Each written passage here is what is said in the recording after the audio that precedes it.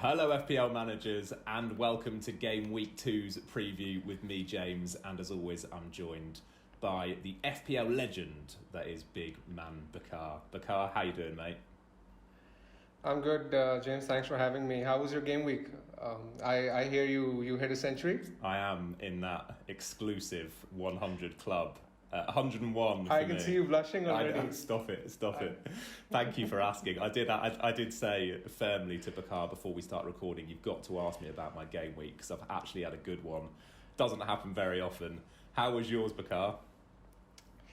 I got 100 points myself, so I'm very happy with the start I made. It gives me a solid foundation heading into the new season. Brilliant. Well, 1 point ahead. What can I say? I'll give you some tips after the video, mate. Don't worry. Why not? I'll be waiting. Guys, we're here to talk about Game Week 2, and as with last video, we're going to be going through fixture by fixture. Bakar has sent over some awesome talking points that we're going to discuss relating to each fixture. So Bakar, if you're ready, we'll get straight into it. On screen you can see the fixtures here. We'll start with that first one, Bakar, Liverpool versus Burnley, and the first talking point that I think a lot of FPL managers are contemplating is whether or not to keep Jota. This is a very tough conundrum, honestly, because the thing with Jota is that whenever he plays, he has, his numbers are incredible. Even this week alone, he registered 2 big chances. He didn't take much time to get on the score sheet, so he is going to get chances, whenever he's playing. But the worry is that with Firmino back, especially the fact that he's back in form, having scored at the weekend. You never know that Klopp might revert back to a more familiar front three of Firmino, Mane, Salah, and Jota might miss out. I mean, there's no sort of guarantee of Jota playing this weekend, which makes this very hard to answer. Personally, I think Jota's upside is such that you can afford to keep him, but if you have the option to swap him to someone like a Greenwood, I think that could be a good move to make, because I worry about Jota in Game Week 3 as well against Chelsea. I don't think he'll start that fixture. You think it'll be Firmino instead? I think so, yeah. Yeah, it is tricky. He obviously scored. He was taken off, I think it was 59 minutes and 30 seconds that the board went up. But his slow departure from the pitch secured that extra 2 points for Jota owners. But now they really are in a predicament. So would you recommend rolling the transfer and potentially using 2 to remove Jota ahead of the Chelsea fixture in Game Week 3? Or do you think if you're in a position to make that move ahead of Game Week 2? Because, of course, Burnley does look like a good fixture, doesn't it? I think if you're in a position to get Greenwood, and if you don't own him, then you can afford to make the move. If you don't have Greenwood, I don't really think there's too many other players to get. But one thing, James, is that this week we're going to have Liverpool's game as an early kickoff, right? So there might be any possible chance of an early team leak or something. So my advice to fantasy managers would be to keep hold of their transfers till Saturday morning. You never know, there might be team league or something. If Jota is starting, the last thing you want to do is to get rid of him. That's a great point. We will get on to Mason Greenwood later as well. Let's move on to another player that you're excited about this game week, Bakar, and that is Trent Alexander-Arnold. Why are you so excited about his Burnley fixture? I think this is the week where he can really explode in terms of his FPL points. I noticed last season that Burnley were top for chances conceded down the left flank, and even last game week they conceded almost around 60 to 65% of their chances down that flank. So I sort of worry that with Trent's attacking potential and the quality of delivery that he possesses, that this might be a fixture which might be very primed for points for him. So as an owner, I'm very happy to own Trent this week. And we've seen that Andy Robertson's back in training by the looks of things, according to various photographs that are circulating on social media. Are you concerned as a Shimaka's owner that his days are numbered? I won't lie, I am. But I think he should be safe to start in Game Week 2. This week, I think it's far too early for Robertson to start playing immediately because he hasn't started training with the rest of the squad as yet. So he should be safe for this week, but I think Game Week 3 is the one game where he might miss out. And given the fact that it's Chelsea and it's a big fixture. Klopp might want to sort of risk Robertson in that game, which is a bit worrying. Yeah, Tsimikas had some great attacking numbers from the Norwich game, but did look a little bit shaky sometimes, and he lost possession in a couple of key areas, which might be a concern for Klopp. He was responsible for a couple of errors that he made this week, which could have led to goal scoring opportunities. But it was heartening to see him being on corners. He took 4 of Liverpool's corners, so I mean that should bode well for his attacking returns this week as well. Excellent. Okay, that'll be music to many FPL managers' ears. Let's move on to Aston Villa versus Newcastle now. And it's Danny Ings under the spotlight for you, Bakar. An interesting game week 1, I think it's fair to say. Saved by that last-minute penalty. What were your thoughts on his performance? I had actually, given up hope. I wasn't keeping track of scores. Because almost all the full-time whistles had gone by, and I was more or less thinking that this game is as good as done. So I tuned into my WhatsApp, and there's this group chat which says Villa pen. So all of a sudden I go back to the stream and I watched it, and it was really good to see him score. But having sort of watched the highlights, having read through what happened in the game, and having gone through the stats, what I find is that Villa basically had no creativity at all. Buendia had a very, very quiet game, creating just a single chance, no shots inside the box. Ings himself had just a single shot in the entire game, and that was a penalty. Villa had the worst XG from open play of all teams after Palace this week, which was sort of worrying. But the silver lining is that they're facing a Newcastle side who had by far the worst defensive stats this game week. They were bottom for big chances conceded, XG conceded, which gives me a bit of hope as an Ings owner. But this is one I'm gonna be keeping my eye on, particularly with Watkins back. I hope Villa can turn things around. But if Ings blanks again this week, then I don't think I'll give him much time in my squad. So we have the team with the worst expected goals in game week 1 playing the team that had the most expected goals conceded in game week 1. Who do you think wins out in that battle, Bakar? Your guess is as good as mine, James. I really don't think it is. I'm pretty sure your guess is better. I'm hoping, of course, as an Ings owner, that Aston Villa do come out on top there. It'd be surprising for them. I mean, if they lose, I think Watkins back is going to be a huge factor, James. Yeah. Let's see what Dean Smith says regarding Watkins in the press conference, because his pressing is a huge part of their game, and he did admit that in the post-match press conference as well, that they missed him and his pressing, which plays a huge part. But I think Villa will probably win this fixture by maybe the odd goal, or maybe I can see this game being high scoring. Maybe 3-2 to Villa or 2-2, something like that. If you were faced with having to replace Gundogan, and of course we still don't know for sure whether or not he's going to play at the weekend, but if he does need to be replaced, Bakar, would Buendia be in your thoughts here with that great fixture, or is it too much of a risk? I think it's too much of a risk. I won't look at Buendia, particularly given that he had a very quiet game and there's nothing much noteworthy of his performance in the first game. If he had shown some glimpses of form, I would have considered him, but not for me. Yeah, concerningly hauled off in I think it was the 72nd minute as well. Not good for Buendia owners. All right, let's move on to Crystal Palace versus Brentford now. Brentford look like they're going to be a great addition to the Premier League this season, Bakar. An exciting opening fixture against Arsenal, 2-0 of course in that game. And you've highlighted Ivan Toney as well as Bryan Mbeumo, I think I'm pronouncing his name correctly there, who looks like an out-of-position 5.5 million midfielder, which is exciting, isn't it? Let's talk about Mbeumo first. Why did you pick him out? I think it was sort of noteworthy that he was carrying the main goal threat against Arsenal. Having watched the game, I noticed that Toney was sort of dropping into deep positions, and Mbeumo was the guy who was making the runs in behind. And at 5.5, there's not much you can ask for. I mean, I don't think there's a better midfielder at that price who's playing out of position, who is going to hit these numbers this season. I don't want to generalize too much on the basis of one game, but he does seem to have some potential at that price to deliver. And he had 2 big chances the weekend as well. And I mean, should he improve on his finishing, he could have had a bigger haul.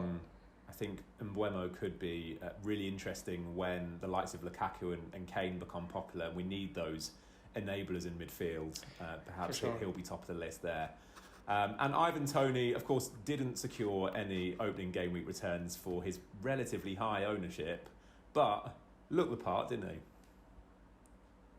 I think his all-round play was excellent. He could have had an assist had Mbeumo not hit the post. He hit the post once. But I think it's too early to judge Toney. I'd definitely give him the Palace game and see what he does, see what he brings to the table. But overall, I liked what I saw from Brentford, and I think that against the lesser teams, they can do particularly well given their style of play. I can see their games being high scoring. I can see them scoring quite a few goals. And Toney at 6.5 has the potential to deliver value. I don't think much has changed.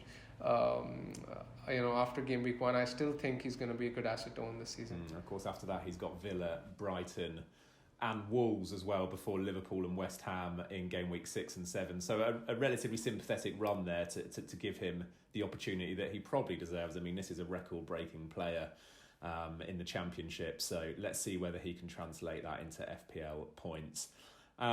Let's talk about Leeds versus Everton, Bakar. Rafinha, of course, missed that chance at the end of the Man United game. He showed glimpses of promise, didn't he? As often was the case last season, James. I mean, he's flirted with points for a while now, and it was unfortunate to see the trend continue. He created a big chance from a set piece as well. He really should have scored at the end, having spurned a glorious one-on-one opportunity.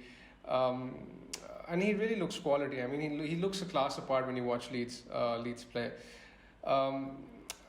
In fact, when you look at his numbers, this calendar year, he's had in 19 starts, he's had 17 big chance involvements, and you don't get much better for that price. That's frankly ridiculous for someone who's priced just 6.5.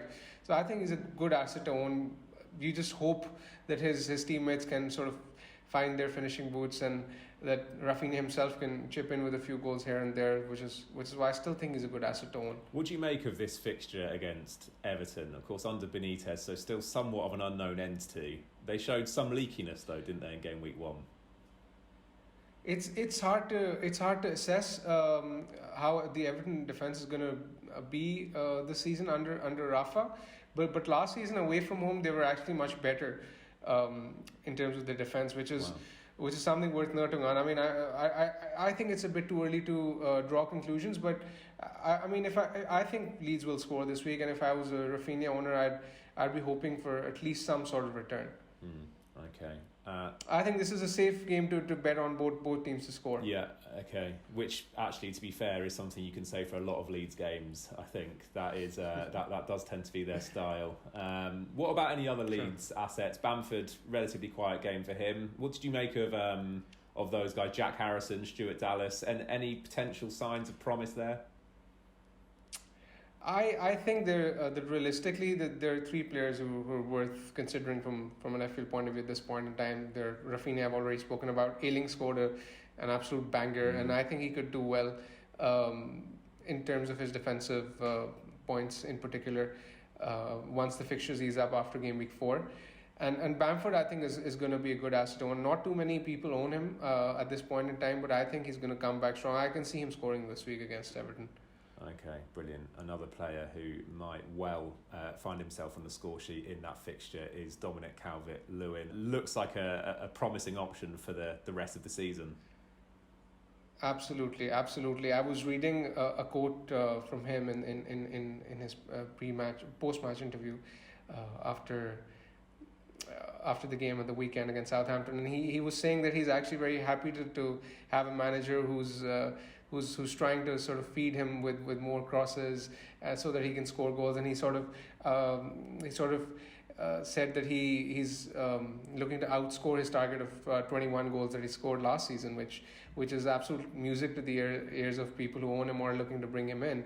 And even Match of the Day they did a piece on him as well. You know, they highlighted that 17 crosses were basically directed towards him in the entire game, and how Everton's whole game is basically built around Calvert-Lewin and sort of trying to make him score, which is actually great to hear from someone who's looking to invest in him from an FPL point of view. And I think he could be a serious asset to own this season.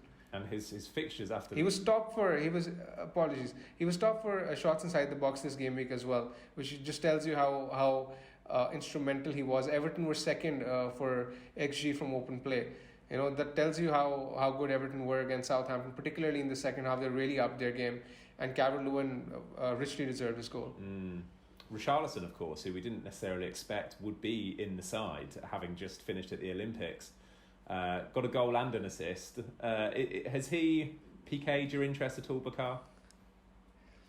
I don't think so as yet, James, because he's someone who occasionally has done this in the past as well. He does blow hot and cold.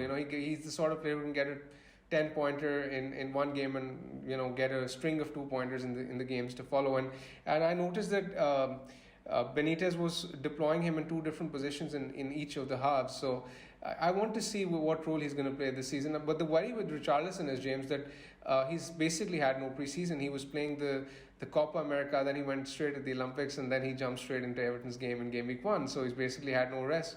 So Rafa Benitez was asked about this very thing in the post-match press conference, and he did sort of say that Richarlison will be rested and will be given an extended period of break in September, which is one of the other reasons why I'm not really considering to bring him in my squads, because he might be a transfer out waiting to happen if you bring him in right now. Everton's fixtures after Leeds, Brighton, Burnley, Villa and Norwich doesn't really get much better than that. So if you are looking to invest in Dominick Calvit-Lewin, the sooner the better, I suppose, in many respects. The question would be, who do you get rid of? Exactly. And the thing is, Ings' fixtures, they turn after game week 3. Okay. So the timing of the swing could be great. When you look at Aston Villa's fixtures after game week 3, they have Chelsea, Everton, United and Spurs from game week 4 to 7. In the same time, you look at Calvert-Lewin's fixtures, he has Burnley, Villa, Norwich, West Ham, Watford. So, those fixtures are great. Yeah, absolutely. Okay, interesting one to keep an eye on. Man City versus Norwich. Wow, this could be a bloodbath, and you've singled out a couple of midfielders. I guess, Bakar, you could have singled out the whole Man City squad ahead of this game. Every player could potentially return here, but Riyad Mahrez was the first one to get the nod. What did you make of Mahrez's game week 1 performance? As a Mahrez owner, I was tearing my hair out after game week 1. But suddenly, now that you've pointed out that he has an easy fixture this week, I'm feeling a lot better about my life, and I think that it gives me a lot of confidence heading into the weekend, given the fixture he has.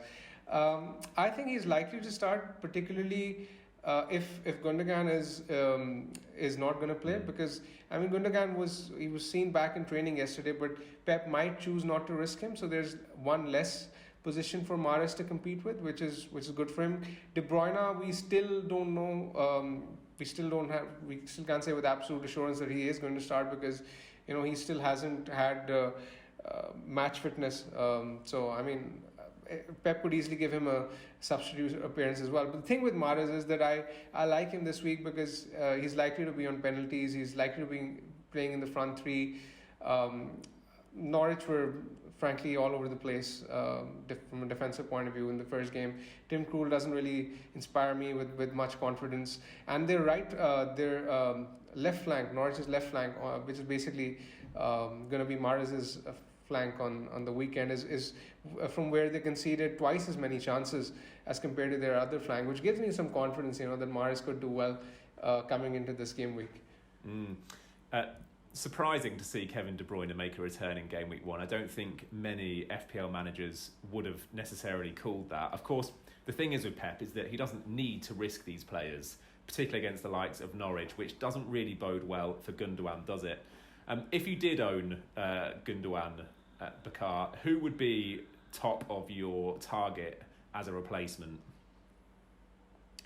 I think Mason Green would be my number one choice. And if you already own him, and if Gundogan is ruled out of the weekend, then Benrahma, if you don't own him, would be my second one. Thank you. Yep. That's the exact position I'm in, so I appreciate that. Would you be concerned about not having a Man City player for this fixture? I would obviously. I mean, if I didn't own a City asset, I'd probably watch that game from behind the sofa.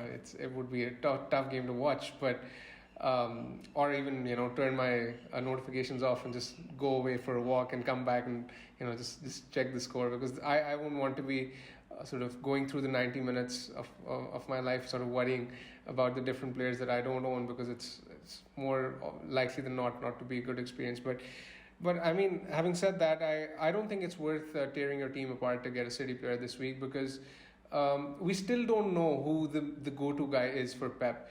Sterling's coming back, Ferran Torres might play, Jesus is back, De Bruyne is coming back in the fold. Grealish, he played as more of a 8 this weekend, but I mean, we don't know about his role. We can't say that with much certainty. So basically, the call with City players is simple. If you have them, you keep them. If you don't have them, you don't sort of tear your team apart to bring them in. Sage advice. Let's move on to the next fixture then, the evening kickoff on Saturday. Brighton versus Watford. Of course, so much hype over Brighton's defence, and who was the first team to concede in those Saturday 3pm kickoffs? It was, of course, Brighton defence. 2 minutes in against Burnley, Bakar. The dream didn't last long, did it? But have you still got faith in them? Yes, I've been a huge advocate of the Brighton defence for a long time now, and I particularly at home, given the fact that they're playing at home this weekend, I think we are going to see a clean sheet. And if you have one or two of their defenders, I would highly recommend playing them. I think a clean sheet is going to be in the cards. Watford will try and catch them on the counter. Sarr will be their main outlet, but I don't think the fact that I don't think the games involving Watford will be high scoring. Even though this game week we saw that their game saw 5 goals, I don't think that trend will continue for long. I think they're a team which will score probably once in most games at best, and this is a fixture I think they will struggle, and Brighton will dominate the ball, and I just think they will have far more quality. I think Brighton will win 1 or 2-0. Okay, well, let's hope you're right. Watford, we did see last season in the Championship, particularly after their manager took over at Christmas time. What do you think to Watford in general? Are they a team that you're looking to invest in? I don't think so. Not at this point in time. I'm willing to wait and watch with them. Sarr is the obvious asset I have my eye on, but I don't think I'll be getting him in the next couple of game weeks at least, because they have a couple of tricky fixtures to play with. And a couple of things, James. Last season I noticed that Watford scored around 70% of their goals at home and 30% away, which tells me that they're not going to be a free scoring side away from home at all. And the next 2 fixtures, this week against Brighton and the next week Spurs as well, they're likely to be a good chance of clean sheets for the opposition. Brighton, their expected goals conceded, I've said this many times, it's been the best after City and Chelsea last season. And even this week, when you look at their stats, Brighton had the second best expected goals conceded from open play, restricting Burnley to very few opportunities from open play. But what was worrying was that they conceded 3 big chances from set plays, and me and Tarkowski were causing absolute havoc. And this has been a worrying trend with Brighton, that they don't sort of tend to concede chances from open play, but their defending from set pieces is very worrying. Even last season they conceded quite a few goals from set pieces. In the friendlies they conceded twice from set pieces as well, and then again this weekend that problem was exploited again. So as far as they can sort of manage to put some kind of and address their set pieces problems, I think there should be a good shot for a clean sheet this week. It's frustrating, isn't it, for FPL managers? If Brighton performed to their XGC, they had a great XGC last season, we remember as well. I think they were 5th best in the end last season for XGC. They were third best. Third best after Chelsea and City. There we go. Yep. So that says it all. If they could just start performing to that XGC, they would be absolute FPL gems. Hopefully they turn things around against Watford. Let's look at Sunday's 2 o'clock fixture. Well, there's actually 2 o'clock fixtures, but the first one that we'll look at here is Southampton versus Man United, and we get to this man, Mason Greenwood. What a game week 1 he had, Bakar. It could have been better for him, couldn't it? For sure, he created that glorious opportunity for Pogba, which he spurned, unfortunately. But his all-round performance was sensational, and he richly deserved to score. When you look at that chance, even when he sort of raced clean through, it was from a tough angle, and it wasn't that easy a chance, particularly against a good goalkeeper like Melier. I thought that he did brilliantly to score, and this is the thing with Greenwood, that he makes those chances look easy. His finishing is brilliant. If he's playing up front, given the short power he has, given the precision he hits his strikes with, I think he's a brilliant asset to own in the coming game weeks to come. And with their fixtures as well. When you look at Man United's fixtures, Southampton, Wolves, Newcastle in the next three, Greenwood at 7.5 could be an absolute bargain. And speaking of clinical finishing, Bruno Fernandez didn't do too badly, did he? He did really well as well. He's the one who got away last week. I'm glad Salah did well, but I was a bit frustrated not to captain Bruno, because I was considering it to some degree. But anyways, I still owned him, so I was happy with the points regardless. Bruno, I mean, he does it. I mean, against the non-top six, the lesser sides, you can call them in the Premier League, he has a sensational record. And I did quote the stat a few days ago as well, that in the first 8 reverse fixtures that Bruno has this time around, Bruno was averaging 7.91 points last season. So I mean, points will come for sure. And the thing with Greenwood and Bruno, which makes me confident, is that how poorly Southampton performed. I just quoted how good Everton were from open play with their XG. They were second best. Southampton were, so that's precisely why Southampton were second worst for XG conceded from open play, and they were conceding a lot of chances. And this is a very good game to double up on Man United attack. What do we think about Luke Shaw's prospects of a clean sheet here? Because we did see some promise, didn't we, in that Southampton side as far as attacking returns go. Great debut for Armstrong, who of course tucked away beautifully from a defensive error on Everton's part. But they are showing potential, at least, that without Ings they can still find the back of the net, which is concerning, I suppose, for Shaw owners. It is to a certain degree, but I personally have a feeling that Shaw will keep a clean sheet this week.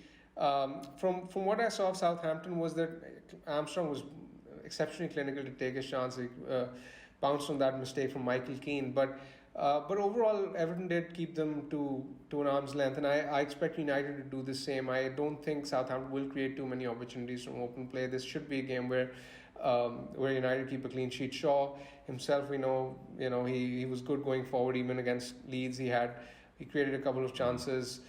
He had a shot which went wide. Could have easily scored on another day. So I mean, I'm very hopeful that Shaw will come good, and he's also in corners.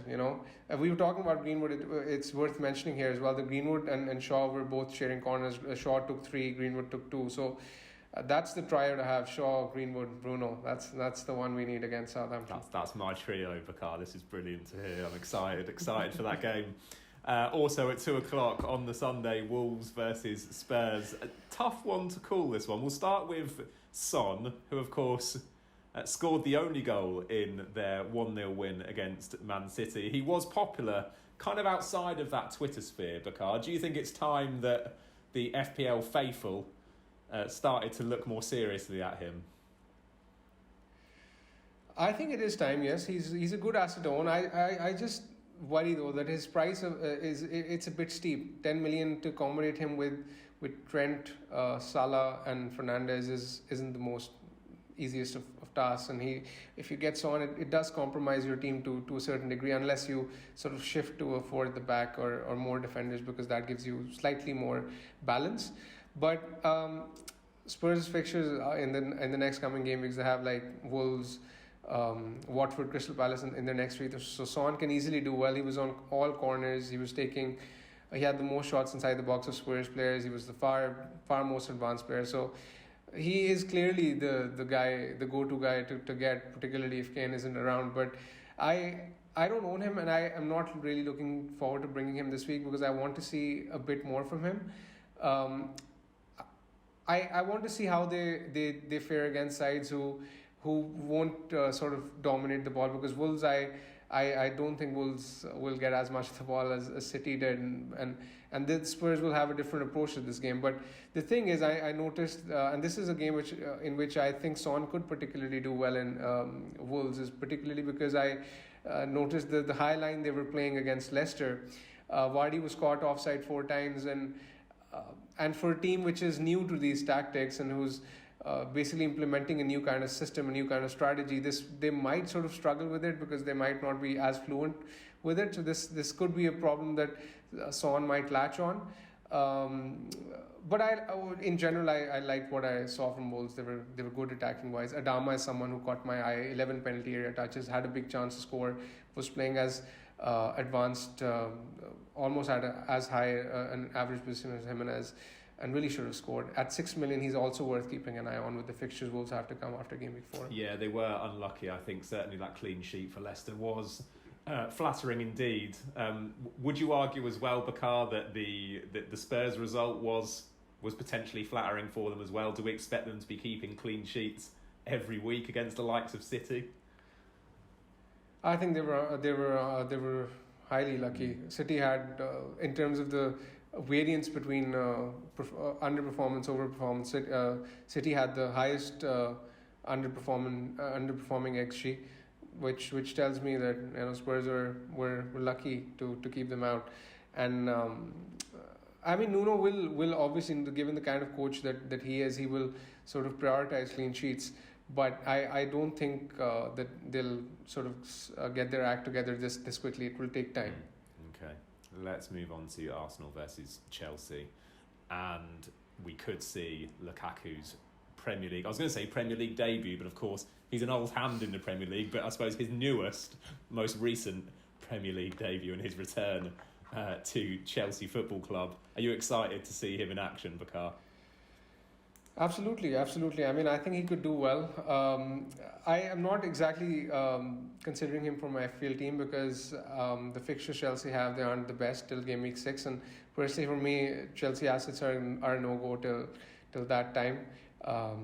Lukaku, though, given the kind of chances Chelsea create, ever since Tuchel took over, even last season, they were second for XG, having a XG of around 38, and the fact that they just scored 25 goals in that period, despite having such a good XG, tells me that how poor they were. They underperformed their XG by almost 13 goals, and that you could put that down to Werner's wastefulness. But with Lukaku around, he's an absolute beast and he's a clinical finisher. I think he's going to be a very good fit for the Chelsea team. On the other hand, Arsenal looked pretty woeful, didn't they, against Brentford, failing to score, looking pretty bad in mostly every area of the pitch. How do you rate their chances in this fixture? Do you think this is as easy for Chelsea as it looks after game week 1, or do you think Arsenal might turn things around? I think Chelsea will win this. I can't see Arsenal scoring. Personally, I think Arsenal's struggles will continue till game week 3. And by the time their fixtures ease up after the international break is the time when I'd look at Arsenal more seriously, and I think that's when they have more potential in terms of their FPL assets. But I don't think Arsenal will turn it around this week. They're up against a much better opposition. Okay, and finally, Monday Night Football returns, and it is West Ham versus Leicester. Plenty of FPL intrigue here. We'll start with Harvey Barnes, who I think just before we start recording here on a Thursday morning has signed an extension on his contract as well, which bodes well for his owners. Although again, didn't really impress in game week 1, did he, Bakar? Personally, for me, this is the toughest fixture to call, James. West Ham Leicester, it could honestly go either way, and I find it very hard to read. So this is one which is tough to assess. And Harvey Barnes, Harvey Barnes had one shot in the entire game. He didn't really do much from an FPL point of view. His underlying numbers weren't that good. He was playing far advanced on the left in the system Leicester were playing. They later shifted to a 3-5-2 where he went up front with Vardy. And this was another thing which sort of worried me, that if Leicester sort of choose to switch system and adopt a 3-5-2 going into the weekend, then Barnes could potentially lose his starting slot, which is slightly worrying. I think if you have Barnes, you you probably keep him, but if you have 0.5 to upgrade to someone like a Mason Greenwood, or even 1 million to Jack Grealish, then you can consider jumping off before this game week. What did you make of their opponents, West Ham, in game week 1, Bakar? It was a symphony of FPL points for those that doubled up in Antonio and Benrahma. It looks like they're gonna kick off where they left off last season, eh?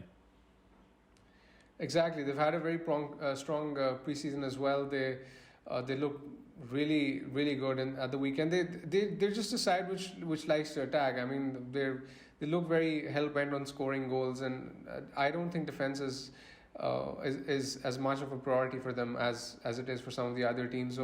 So I mean, that bodes well for the likes of Benrahma and Antonio. Antonio was top among all players for big chances this game because XGI was the best. Benrahma himself was involved in 2 big chances. He was the most advanced West Ham player.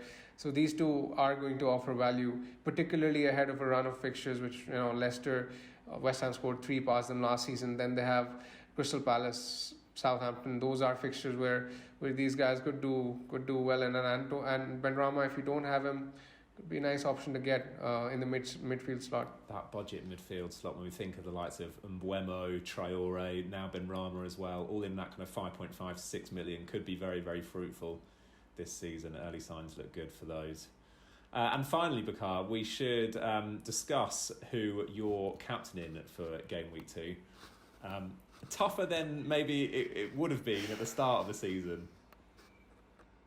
For sure, this is a tough call. Actually, I'm going with Salah, but I mean I see a lot of people going with Bruno, which makes good sense as well. But for me, I'm going with Salah. There are a few reasons behind this. Firstly, I usually like playing according to the odds, and Salah has by far the best goal scoring odds this game week. Liverpool have a 49% chance of scoring more than 2.5 goals. As compared to United's 37% at the weekend, which gives me confidence, and Liverpool will be, the other factors that Liverpool will be backed with a packed Anfield crowd, will be back in there after ages, and that I think will make a huge difference.